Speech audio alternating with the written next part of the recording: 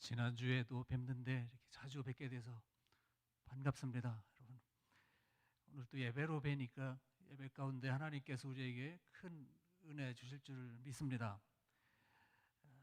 오늘 말씀 제목은 새 언약의 일꾼을 주제로 해서 그래서 너희도 이를 행하라, 오늘 읽은 말씀 가지고 여러분과 함께 은혜 받기를 원합니다.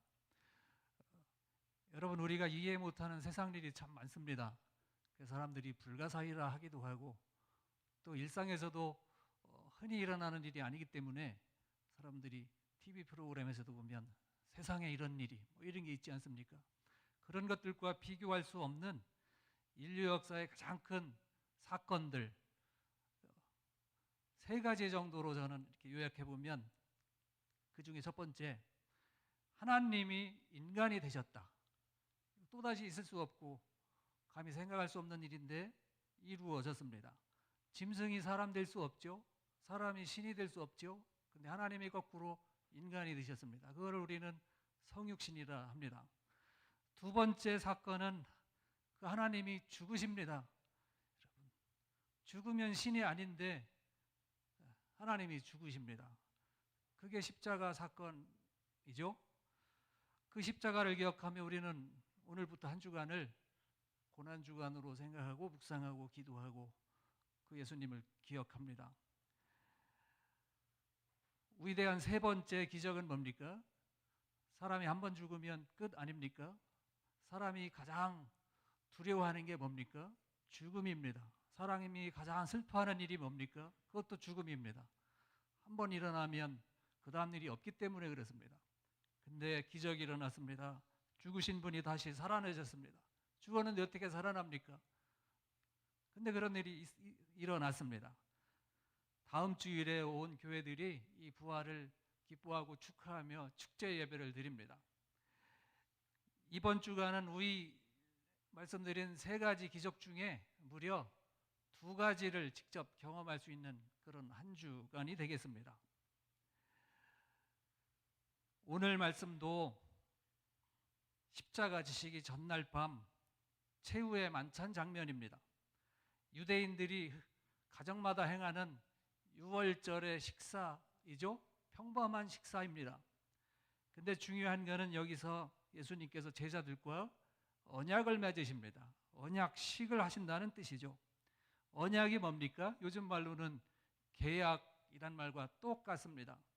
근데 예수님은 말씀하시면 계약서 없이도 문서 없이도 공증 없이도 분명히 지키시는 분이시기 때문에 언약이라고 부릅니다. 언약은 하나님과 또 다른 누군가가 있어야 성립이 되겠죠. 혼자 하는 계약은 없죠. 반드시 누군가 있어야 되는데 구약 성경에 보면 하나님께서 여러 차례 언약을 맺으십니다. 어떤 때는 아브라함을 불러서 언약을 맺으시고, 아브라함 언약은 뭡니까? 하나님께서 이스라엘의 아버지가 되시고 주시는 계명을 잘 지키면 복을 주시겠다는 언약입니다. 신명기에서는 하나님께서 모세를 불러서 계명을 주십니다. 십계명을 포함해서 약속을 실천하면 하나님께서 행복하게 하시겠다고 하셨습니다. 그리고 유명한 다윗 언약에서는 다윗의 후손으로 이스라엘 왕위를 영원히 지속하시겠다는 약속을 하십니다. 그 약속대로 예수님이 이스라엘의 왕으로 오셨고 우리에게 메시아로 나타나신 겁니다. 이런 모든 언약을 예수님 시점에서 보시면 옛 언약입니다. 나빠서가 아니라 이전의 언약이라 이 소리죠. 그리고 예수님께서 제자들과 맺으시는 언약을 오늘 읽으신 말씀에서 보면 새 언약이라고 하셨습니다. 언약은 반드시 최소한 두 당사자가 있다 그랬죠. 각각 해야 될 의무사항이 규정이 되는 겁니다. 예수님이 지키실 사항, 또 제자들이 지킬 사항, 그것이 결정되는 것이에요. 이 새 언약을 잘 이해하는 데 필요한 몇 가지를 제가 화면으로 준비해서 여러분에게 설명을 드리겠습니다. 우리 성경은 신약 성경이 그리스어, 우리가 헬라어라고도 하는 언어로 쓰여진 것 잘 아실 겁니다. 그거를 분석해서 여러분에게 소개해드리겠습니다. 복잡한데요. 이렇게 딱 보면 위에 사진들이 있습니다. 빵이에요. 우리 성경에는 한글 성경에 떡이라고 돼 있는데 이스라엘에 떡이 없죠. 근데 옛날에 우리 성경 처음 만들 때 한국에 빵이라는 단어가 없을 때 중국말 병자를 번역해서 떡이라고 한 것이죠. 실제는 빵이다. 기억하시고요. 그게 첫째 사항.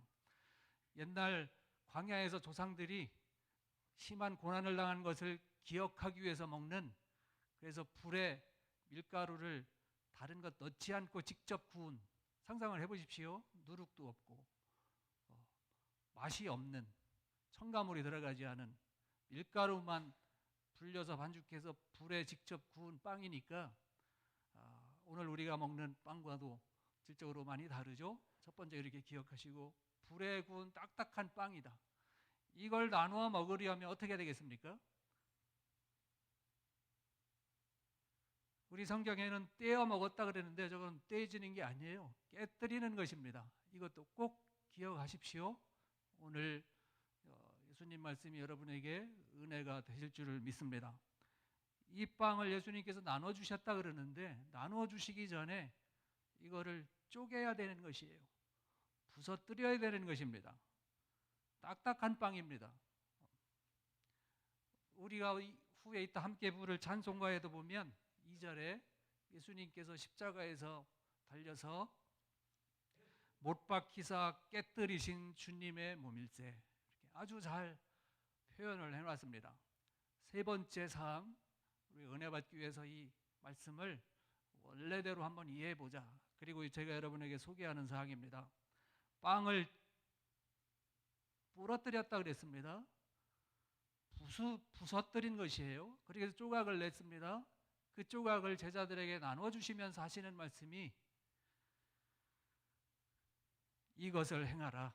이 말씀이 매우 중요해요. 그 다음 페이지 보시면, 여러분 제가 복잡하실 수도 있지만 여러분 PPT 한번 넘겨주십시오. 그 다음 페이지 보시면 이렇게 글씨가 작아서 잘 안 보이시죠? 좀 확대해서 제가 설명드리면 눈이 밝으신 분들은 보실 수 있겠는데, 여러분 헬라어 문장을 제가 썼고요. 여러분에게 헬라어를 소개하는 게 아니라 이거를 하나하나 번역하면 그냥 영어가 쉽습니다. this, do, 강조해서 이것을 행하라. 문법대로 하면 do this. 그래서 오늘도 제가 do this라고 하려다가 그래도 영어여서 한국말로 이것을 행하라, 이렇게 말씀의 제목을 정했습니다. 예수님 명령이 뭡니까? do this. 영어로 계속하면 in remembrance of me. 한국말로 하면 뭡니까? 이것을 행하라. 나를 기억하여. 문장이 안 되니까 거꾸로 문장을 만들면 나를 기억하여 또는 나를 기념하여. 예수님 명령은 뭡니까? 이것을 너희도 행하라. 이게 우리 성경의 말씀입니다. 여러분, 이제는 우리가 생각할 시간입니다. 예수님 말씀하신 이것을 행하라고 했는데 이것이 뭡니까? 그걸 함께 생각해보고 또 우리가 성만찬을 함께 또 진행하겠습니다. 이것을 행하라, do this. 이거는 예수님이 제자들에게 말씀하신 여러 많은 말씀 중에 두 번 더 성경에 소개됩니다. 누가복음의 선한 사마리아 사람 비유를 말씀하신 다음에 그 질문을 한 서기관에게 너도 가서 이와 같이 해라, do this. 그리고 제자들을 모아서 발을 씻겨주신 다음에 또 말씀하십니다. 너희도 가서 이와 같이 해라. 여러분, 슬프고도 웃긴 얘기인데 한번 소개해드려요. 우리 개신교회는 교단이 참 많지 않습니까? 이것이 특색이기도 하고 또 흉이기도 해서 비난도 받고 하는 건데, 미국의 어떤 교단은 세족식을 엄청 강조하는 교단이 있습니다. 그것 때문에 교단이 생겼다고 해도 과언이 아니에요. 사순절 기간에도 이 세족식 엄청 중요하게 여기고 경건하게 진행을 합니다. 초창기에 어느 날 교단 내에 격한 논쟁이 붙었습니다. 세족식을 하는데 예수님이 발을 씻겨주신 게 원조 아닙니까? 그러면 예수님께서 제자들 발을 씻기실 때 먼저 씻어주신 발이 오른발일까 왼발일까? 요가 논쟁이 붙은 것이에요. 격한 논쟁 끝에 오른발로 결론을 냈습니다. 오른발을 먼저 시켜주셨다는 것이에요. 근데 그것으로 끝이 아니에요. 또 격한 논쟁이 붙었습니다. 예수님 보실 때 오른쪽 발인지, 제자 당사자가 볼 때 오른쪽 발인지, 그 논쟁이 붙었습니다. 거짓말 같죠? 꾸며낸 이야기 같죠? 실제 그런 일이 있었습니다. 그렇게 해서 이번에는 합의를 보지 못하고 교단이 분열했습니다. 그래서 한쪽 교단은 오른발 교회, 웃기죠?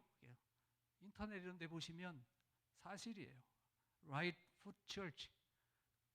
그것과 다른 주장을 하는 사람들이 따로 만든 교단은 왼발 교회, Left Foot Church. 주님을 따르는 제자들이 무릎을 꿇고 더러운 발을 씻으며 섬기라는 희생의 요청을 제도로 생각하고 의식으로 생각하고 이걸 잘하려고 하다 보니까 이런 비극적인 상황이 온 것이에요. 주님께서 오늘 읽은 말씀에 이것을 행하라 하실 때 제자들에게 행하라고 하신 게 뭘까? 계속해서 좀 더 생각해 보겠습니다. 성만찬 의식을 잘 행하라는 것일까?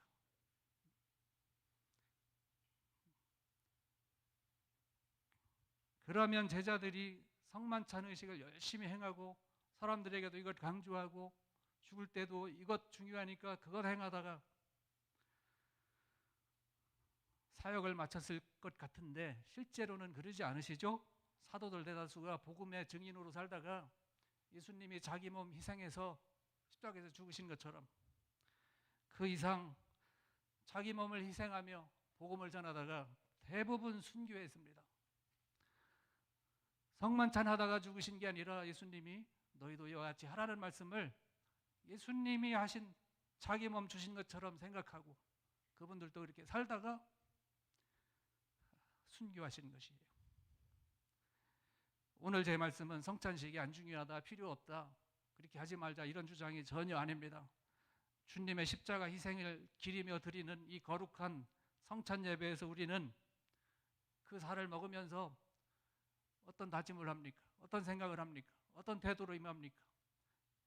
예수님이 자기 몸 주시면서 하시는 우리에게 부탁하신 말씀을 어떻게 받아들입니까? 어떻게 살아야 합니까? 예수님이 말씀하셨습니다. 너희도 이와 같이 하라. 근데 잘 생각해 보십시오. 이와 같이가 뭡니까? 이와 같이.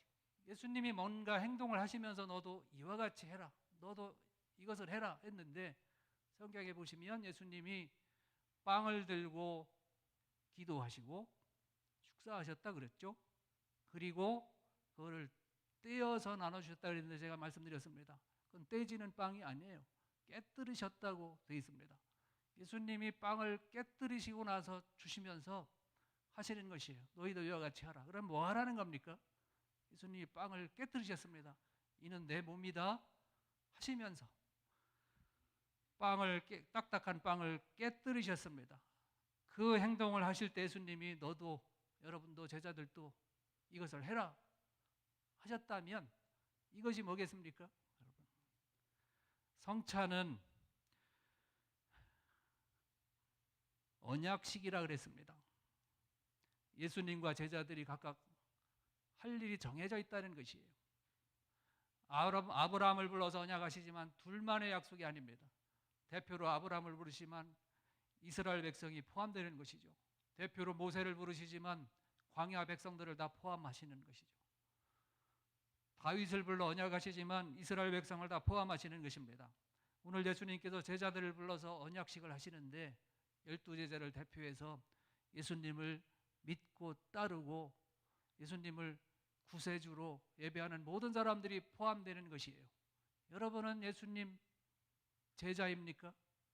여러분은 예수님 믿고 따르는 성도 맞습니까? 그렇다면 우리도 저를 포함해서 이 언약식 초대받지는 않았으나 언약식의 그 언약 내용의 당사자가 되는 것입니다. 예수님이 하실 일은 뭡니까? 자기 몸을 희생하시는 것이에요. 그거를 빵으로 드시고 들어주시고 설명을 하셨습니다. 이것은 내 몸이다. 그리고 부서뜨려 주신 것이에요. 그러면 제자들이 할 일은 뭡니까? 여러분 어떻게 생각하십니까? 예수님은 자기 몸을 주시겠다.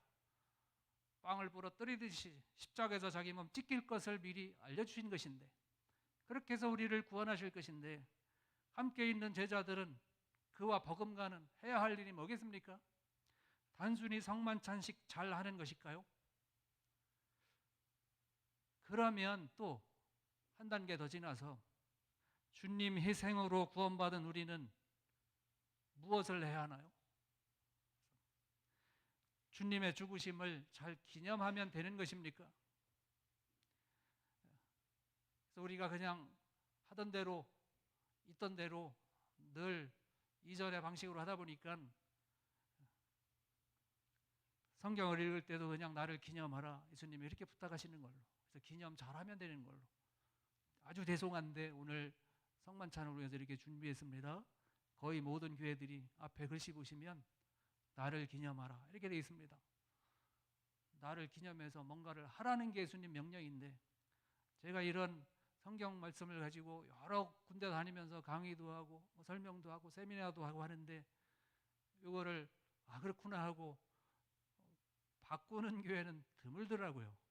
어차피 이렇게 돼 있으니까 여러분 이 말씀 보실 때마다 제가 소개한 대로 한번 말씀을 묵상해 보시고 생각해 보시고 성찬 참여하실 때도 그런 마음으로 임해 보시면 어떨까 여러분에게 소개합니다. 똑같은 방법으로 식사 후에 잔을 들고 예수님 말씀하셨습니다. 우리 성경 구절을 제가 몇 군데 소개했는데 한번 보여주십시오. PPT로 이렇게. 제일 위에 있는 거는 개역 성경이고요. 요즘에 새로 나온 성경 이름이 쉬운 성경이에요. 한글 성경 중에도 드디어 제가 주장하는, 제가 여러분에게 소개하는 그런 식으로 번역한 성경이 드디어 출현했습니다. 한번 읽어보시겠습니까? 밑에 문장이에요. 밑에 글씨 보이십니까? 감사 기도를 드리신 다음 빵을 떼시고 이렇게 말씀하셨습니다. 이것은 너희를 위한 내 몸이다. 나를 기억하면서 이것을 행하리라. 영어 성경도 밑에 써놨는데요. 같은 방식으로 예수님 말씀하십니다. 이 잔은 내 피로 세우는 새 언약이다. 말씀드렸죠. 새 언약식을 하시는 것이. 이 잔을 마실 때마다 나를 기억하면서 이것을 행하라. 그 다음 PPT도 마찬가지 또 소개해드렸습니다. 한번 또 읽어보겠습니다. 25절 똑같은 방법으로 식사 후에 잔을 들고 말씀하셨습니다. 이 잔은 내 피로 세우는 새 언약이다.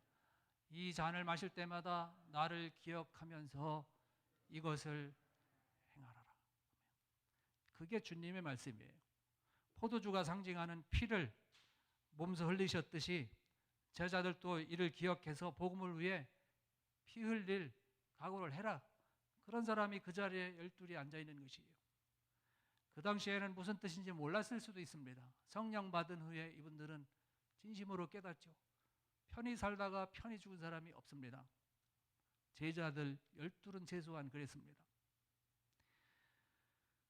예수님이 포도주가 상징하는 자기 몸의 피를 흘리셨듯이 우리의 구원을 위해서 제자들도 그리 살라는 예수님의 간절한 부탁인데 그냥 기념하면 되겠거니 하고 지나가면 안 될 일 같습니다.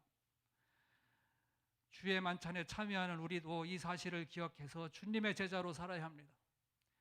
이를 확증하기 위해 예수님은 손에 드신 포도주를 가리켜서 너희를 위해 흘리는 새 언약의 피다 하셨습니다. 여러분, 요즘에는 계약을 하면 계약 성사가 어떻게 됩니까? 서명을 하죠. 도장을 찍듯이. 그죠? 요즘엔 대부분 서명을 합니다. 나라와 나라 사이에 계약, 조약을 해도 대통령들이 서명을 하죠. 이전엔 어떻게 했을까요? 하나님이 모세를 불러서 언약식을 하신 다음에 짐승을 잡아서 피를 뿌리셨습니다. 이게 뭔지 아십니까? 계약이 완료됐다는 뜻이에요. 모세도 다 동의했다는 뜻입니다. 하나님이 일방적으로 강제적으로 하는 게 아닌 겁니다. 언약은 둘이 약속을 하는 것이에요. 예수님은 대신에 양의 피를 잡아 뿌리지 않으시고 자기 몸의 피를 흘리십니다. 우리 날 계산으로는 다음 날 죽으시는데 이스라엘 날짜 계산으로는 그날 죽으십니다. 잡히시기 전날 밤 그랬잖아요. 우리의 이스라엘 날짜는 해가 지면 하루가 끝나고 새 하루가 시작돼요. 그럼 저녁 식사를 만약에 이렇게 해진 다음에 해 딱 계산하면 그게 새로 시작한 날이니까 그 다음에 해질 때까지 그날 예수님이 죽으신 것이에요. 예수님은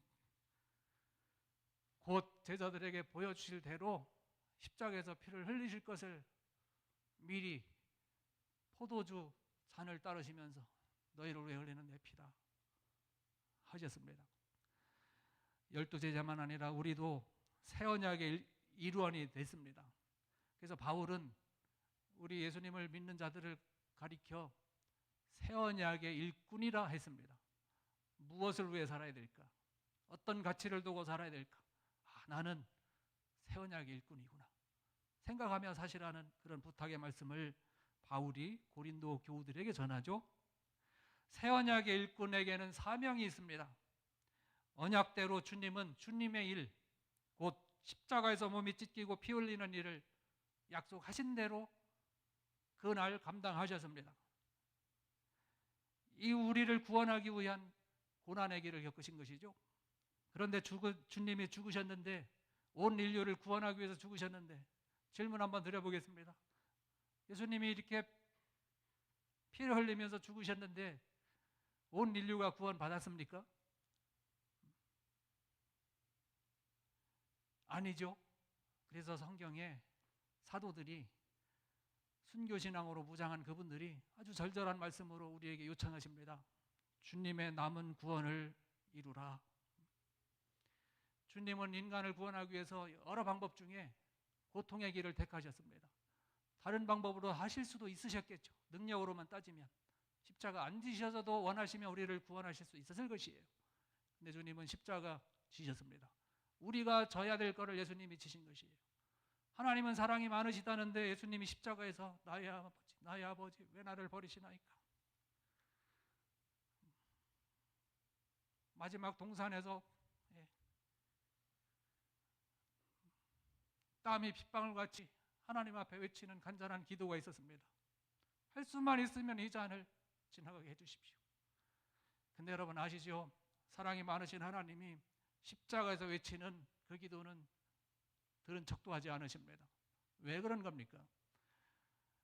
우리에게 마지막 심판은 사랑이 적용되지 않습니다. 우리가 당할 십자가 예수님이 지신 것이에요. 회개하지 않으면 겪을 고난을 예수님이 보여주신 것이에요. 그리고 사도들이 말합니다. 주님의 고난에 동참해라. 무슨 뜻입니까? 사순절 기간 되면, 고난 주간 되면 해외 곳곳에서 이상한 일들을 벌입니다. 죄송해요, 이상하다 그래서 제 기준에 그렇습니다. 예수님이 바라시는 건 아닐 것 같은데 온갖 퍼포먼스를 해요. 페인트로 피도 흘리고 무거운 나무 토막도, 죄송합니다, 이거를 간절한 마음으로 하는 분들도 계시겠지만 정말 예수님이 우리에게 고난에 동참해라 하실 때 바라는 사항이 뭘까? 여러분, 우리가 주님의 고난에 동참해라 했으니까 우리도 동참해야 될 것인데, 동참해야 하는 고난이 뭡니까? 예수님이 십자가 지셨음에도 아직도 구원받지 못한 많은 사람들이 있습니다. 먼저 구원받은 우리는 아직도 주님을 알지 못하는 많은 사람들의 영혼 구원에 관심을 가져야 됩니다. 근데 그때부터 고난이 시작돼요. 여러분 생각해 보세요. 누군가를 전도하려면, 제가 아는 어떤 분은 지금 옛날 이야기도 아니고 저랑 나이도 비슷한데, 어떤 데는 남편한테 구박받고, 어떤 데는 심한 소리도 듣고, 교회도 못 가게 하고, 주일날 점심 밥 차려라 그러면 교회 예배드리고 불이 나게 혼자 가요. 그것도 한 30년을. 왜 그렇게 사냐? 사람들이 우스갯소리 물으면 남편 전도하려고. 영혼 구원에 관심을 가지면 고난이 따라옵니다. 그러나 그 고난을 기쁘게 감당하는 것이에요. 예수님은 죽으셔서 우리를 구원하셨는데 우리는 죽지 않고도 주의 일을 할 수 있으니 얼마나 좋은 일입니까? 우리가 누구를 구원할 수는 없죠. 그러나 누군가를 구원으로 인도할 수는 있습니다. 우리가 아픈 사람을 다 치유할 수 없습니다. 그러나 아픈 사람과 함께 울고 함께 기도하고 함께 치유를 경험할 수는 있습니다. 우리의 섬김이, 우리의 고난이 하나님 나라를 세우는데 기여하는 것이라면 여러분, 그런 마음으로 하는 교회에서 감당하는 모든 사역은 단순한 노동이 아닌 것이에요. 우리의 고난이나 고통이 누군가의 구원에 필요하다면 자존심 상하고 억울한 일도 얼마든지 감당할 수 있습니다. 예수님처럼 말입니다. 여러분은 너희도 이를 행하라 하시는 주의 말씀을 어떻게 들으십니까? 이어서 성만 찬식을 진행하겠습니다. 좀 전에 우리 장로님